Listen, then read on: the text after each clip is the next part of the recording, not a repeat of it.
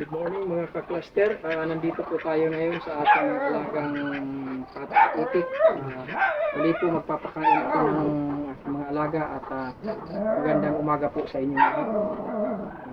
Bago po tayo magpatuloy ay paki-subscribe po at paki-follow ang aking YouTube channel at Facebook page ng aking pong ginagawang pag-upload. Siya nga po pala mga ka-cluster. Ito po. Medyo mausok na lang pero lumabas na po ang haring araw natin ngayon. Maganda na ang panahon kaya ito po panoorin po ninyo ang aking gagawin na namang pagpapakain at ito po yung mga ihahalo ko sa aking mga gagawing pagpapakain ng itik ngayon. Itong mga saging po, itong mga maliliit na saging na yung iba nga nito ay nahinog. Kaya ito po ihahalo ko po to sa pagpapakain ng itik ngayon kasi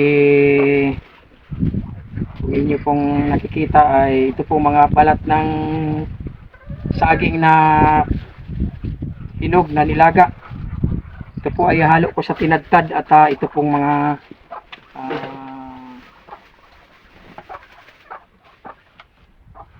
ano ng nyug na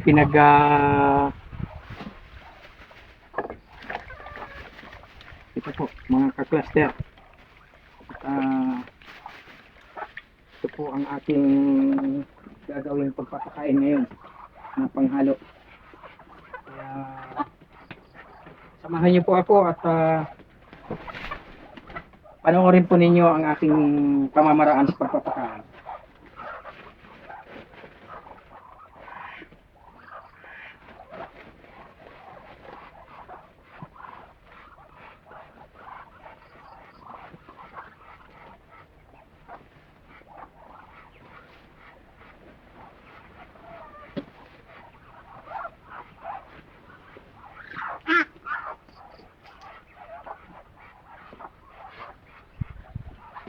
Ito po mga ka-cluster ang panghalo dyan at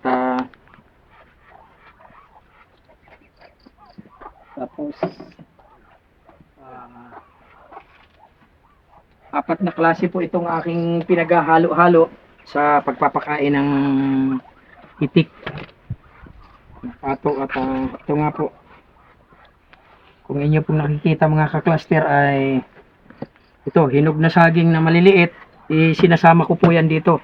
Tinatadtad ko yan dito sa para makain nila. At ito po, maraming mangitlog yung mga pato at ganon din po ay makataba sila. Kaya napakaganda nitong aking ginagawang pakain na ito. Dahil sa kung inyo pong nakikita ninyo mga ka-cluster ay ito po, may hinog na saging na saba at yung pinagbalatan din ng nilagang saging hinahalo ko na rin po to pagpapakain dahil sa napakatataba po nila. Ito po. Tapos may halo po siya nitong umuli ng saba ng saging. Ito po ang isang pamamaraan na ginagawa ko sa pagpapakain sa kanila.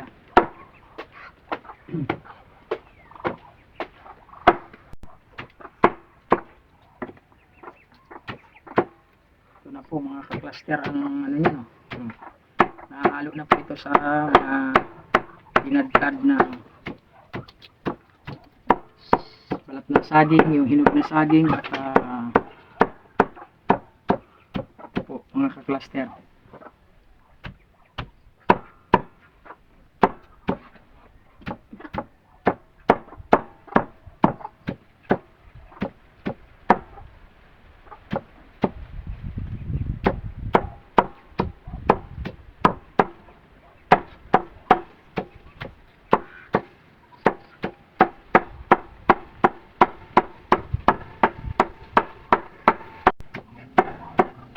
Yan na po mga ka-cluster. Halo-halo na po siya ngayon. Yan na po ang kanilang pinaka-paboritong pagkain ng mga alaga na to. At kikita nyo po kung paano natin pakainin ito ay yung nalalaglag sa kanila ay baliwala po dyan sa labas, sa baba, dahil sa ito po, pag may nalalaglag pinag-aagawan po nila yan. Kaya yan po ang maganda nitong pagkain na to. Bukod sa tipid na po ito ay halos ang ganda pa sa katawan ng mga patot dahil ang tataba po nila. Ito po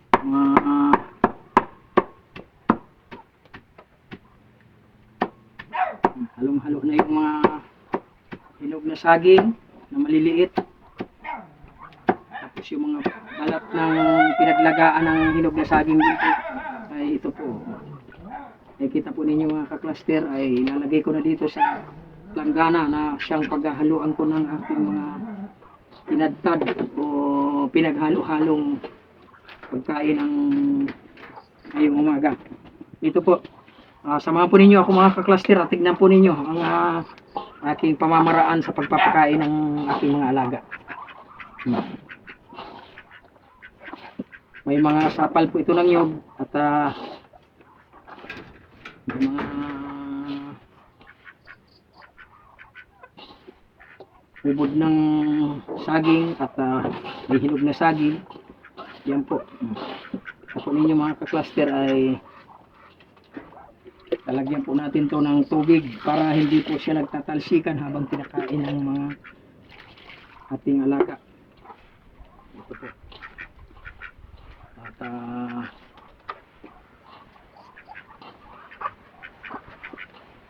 ito. Kailangan lang po may tubig siyang, wag naman yung basang-basang, yung maraming tubig masyado, pero yung ice lang, kasi pag kumakain po sila hindi nagtatalsikan masyado, kasi pag tuyo-tuyo naman po mga ka-cluster ay nagtatalsikan habang nagtuka sila.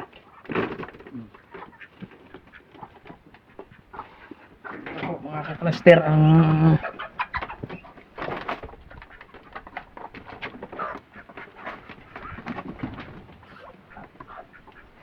dito po sa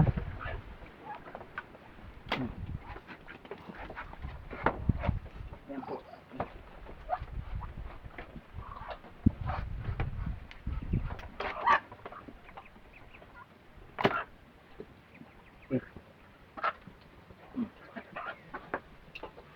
Yan po mga ka-cluster ang takaw nilang tumuka at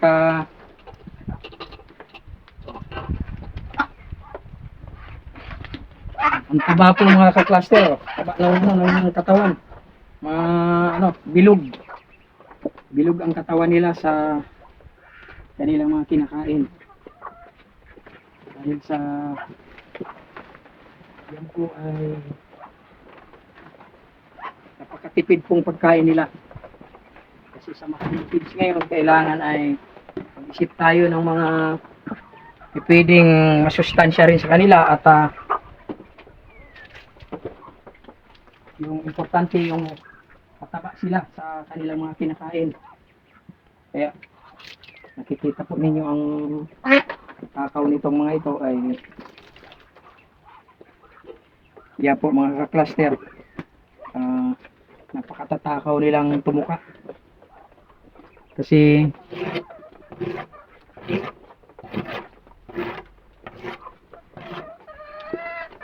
tapos ang kasunod po nito, dahil matataba na sila mga next week mga ka-cluster, ang gagawin ko po nito, patutukain ko na ito ng may halong liying mas para talagang lahat na po ito mangingitlog.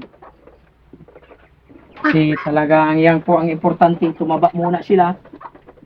Kaya yun po ang ginawa ko, pinakain ko sila ng mga itong pinagsama-samang, minsan may halo to ng oregano. Lalagyan ko rin po ng oregano kasi yung kanilang mga immune system ay para ano po nila na malusog lagi ang kanilang mga katawan. At may malunggay din, hinahaluan ko ng malunggay, talbos kamote. Yun po ang ginagawa ko dito sa ating mga alaga. Kumbaga, mga may halong herbal medicine para sila ay talagang hindi na kailangan yung mga ginagamit na iba-ibang gamot.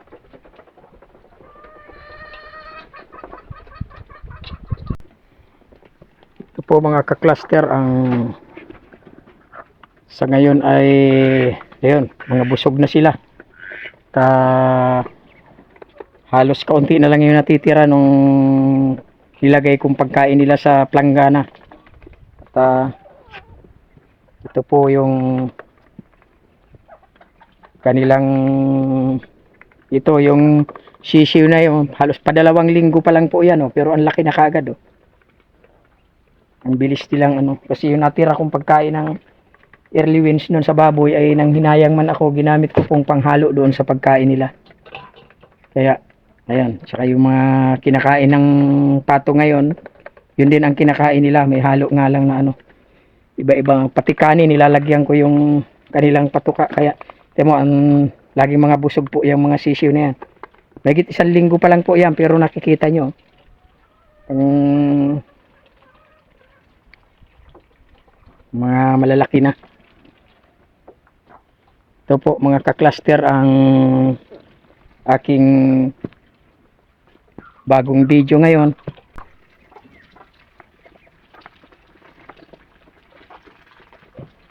Maraming salamat po sa inyong panonood dito at paki-subscribe po ninyo at i-follow po ang ating Facebook page at ang YouTube channel. At maraming salamat po